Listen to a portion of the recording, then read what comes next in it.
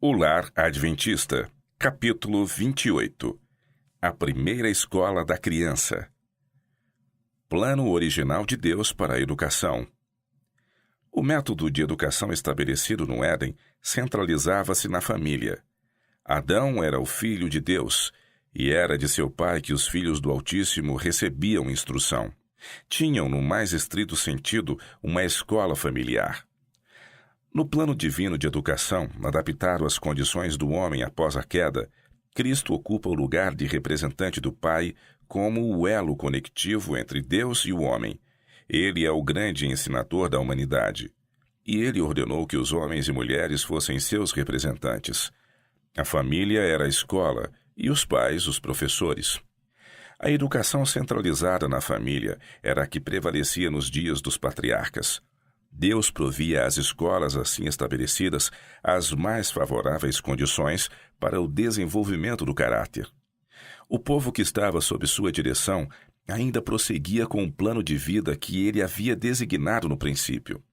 Os que se afastavam de Deus construíam para si mesmos cidades e, congregando-se nelas, gloriavam-se no esplendor, no luxo e no vício, que fazem das cidades de hoje o orgulho e a maldição do mundo. Mas os homens que se ativeram aos divinos princípios de vida moravam entre os campos e colinas. Eram cultivadores do solo e guardas de rebanhos.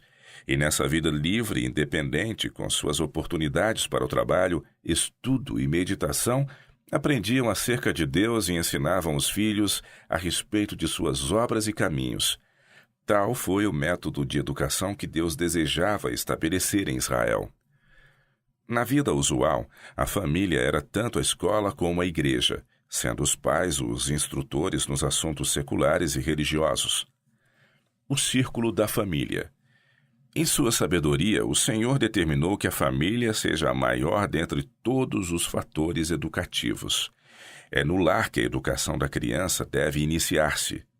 Ali está a sua primeira escola. Ali, tendo seus pais como instrutores, terá a criança de aprender as lições que a devem guiar por toda a vida.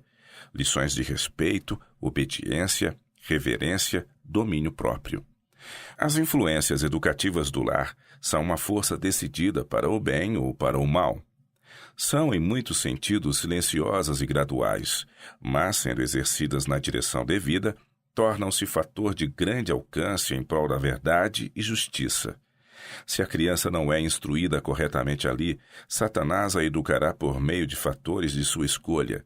Quão importante, pois, é a escola do lar. Olhai para o circo do lar como uma escola, onde estás preparando os filhos para o cumprimento de deveres no lar, na sociedade e na igreja. A educação do lar, a primeira em importância. É um triste fato quase universalmente admitido e deplorado que a educação do lar e o ensino da juventude de hoje têm sido negligenciados. Não há um campo de ação mais importante do que o que foi designado aos fundadores e protetores do lar. Das obras confiadas a seres humanos, nenhuma existe tão repleta de consequências de grande alcance como a obra dos pais. A juventude e a infância de hoje é que determinam o futuro da sociedade, e o que estes jovens e estas crianças hão de ser depende do lar. A falta de boa educação doméstica pode ser responsabilizada pela maior parte das enfermidades, de miséria e criminalidade que flagelam os homens. Se a vida doméstica fosse pura e verdadeira, se os filhos que saem do lar se achassem devidamente preparados para enfrentar as responsabilidades da vida e seus perigos, que transformação não experimentaria o mundo? Tudo mais deve ser secundário. Toda criança trazida ao mundo é propriedade de Jesus Cristo e deve ser educada por preceito e exemplo para amar e obedecer a Deus, mas decididamente o maior número de pais tem negligenciado a obra que Deus lhes deu, deixando de educar e preparar os filhos desde o alvorecer da razão para conhecer e amar a Cristo. Mediante penoso esforço devem os pais vigiar a mente aberta e receptiva, tornando tudo secundário no lar ante o positivo dever sobre eles imposto por Deus de educar os filhos na doutrina e admoestação do Senhor. Não devem os pais permitir que o cuidado dos negócios, costumes e regras mundanos e a moda tenham um poder controlador sobre eles, de maneira que negligenciem os filhos na infância e deixem de dar-lhes a devida instrução ao aumentarem em anos. Uma grande razão por que há tanto mal no mundo hoje é os pais ocuparem a mente com outras coisas que não aquela da máxima importância, isto é, como se adaptarem à obra de paciente e bondosamente ensinar os filhos o caminho do Senhor. Se a cortina pudesse ser afastada, veríamos que muitos filhos que se têm extraviado perderam-se para boas influências por causa desse descuido. Pais, podeis permitir que isto aconteça em vossa experiência? Nenhum trabalho deveis ter mais importante que vos impeça de dar a vossos filhos em todo o tempo o que seja necessário para fazê-los compreender o que significa obedecer ao Senhor e nele confiar inteiramente. E que colheis como recompensa de vossos esforços. Terei vossos filhos bem ao vosso lado, desejosos de estarem firmes e de cooperar convosco no plano que sugerirdes. Verificareis que vossa obra se fez mais fácil. Instrumentos de Deus no ensino no lar. Devem os pais, em sentido especial, considerarem-se como instrumentos de Deus para instruir seus filhos, como fez Abraão, para que guardem o caminho do Senhor. Necessitam buscar as Escrituras diligentemente, a fim de saberem qual é o caminho do Senhor, para que possam ensinar à sua casa. Miqueias diz: que é que o Senhor pede de ti, senão que pratiques a justiça e ames a beneficência e andes humildemente com o teu Deus? Para serem ensinadores, devem os pais ser discípulos, constantemente recebendo luz dos oráculos de Deus, levando esta preciosa luz por preceito e exemplo à educação de seus filhos. Pela luz que Deus me tem dado, sei que o esposo e a esposa devem ser no lar sacerdotes, médicos, enfermeiros e mestres, unindo os filhos a si mesmos e a Deus, educando para que deixem cada hábito que de alguma maneira milite contra a obra de Deus no corpo e ensinando-os a cuidar de cada parte do organismo. A mãe deve ser sempre preeminente nesta obra de ensinar os filhos. Embora deveres importantes e graves repousem sobre o pai, a mãe, pela quase constante associação com os filhos, especialmente durante seus tenros anos, deve ser sempre sua especial companheira e instrutora. Deve ter o maior cuidado em cultivar nos filhos o asseio e a ordem, a fim de dirigi-los na correta formação de hábitos e gostos, deve instruí-los para que sejam industriosos, confiantes de si e um auxílio uns aos outros, para que vivam, hajam e laborem como se sempre à vista de Deus.